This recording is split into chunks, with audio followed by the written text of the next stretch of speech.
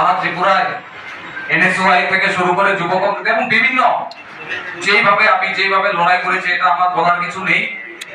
এখানের মধ্যে শুধু একটা গ্রুপিজম চলছে, আর ওই দুইটা আছে, এখানে কি আছে, ওই বর্মন এন্ড কোম্পানি, ওনারাই থাকবেন, আর কেউ থাকবেন না আজকে থেকে। বিশেষ করে আমি ধন্যবাদ জানাচ্ছি অমিত রক্ষিত দাদাকে, যিনি আমাকে সবসময় সহযোগিতা করেন রাজনীতিকের বাইরে। এখানে সুশান্ত দা আছেন, সুশান্ত দাও আমাকে ছোট ভাই, আমার বড় ভাই আছে। আমি বলবো সুশান্ত দা আমাকে যেভাবে আমাকে দায়িত্ব দেবে, আমি একজন কার্যকর্তা হয়ে আমি আগামী দিনে যুব মোর্চার হয়ে ছাত্রদের যুবদের স্বার্থে যে কোনো জায়গায় যে কোনো সমস্যায় আমার কোনো পক্ষপাতের দরকার নেই। আমি ছাত্রদের হয়ে যুবদের হয়ে আমি লড়াই কাজ করব, ঠিক আছে?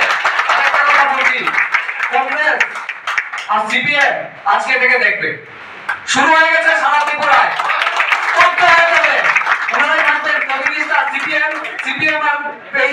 কংগ্রেস ওই সুদীপ বর্মন আর ওই আশিস শাহ ওনারাই কংগ্রেস ভবনে বসে থাকবেন, আর কিছু জায়গায় যেতে পারবেন না। পোস্ট অফিস চক্র থেকে বেরিয়ে সিটিজেনরা আসতে পারবেন না, আপনাদের বলে দিচ্ছি। লোক নেই, কর্মী নেই, কিছু নেই, 4 জন আর 5 জন বসে থাকবেন, ঠিক আছে? ধন্যবাদ।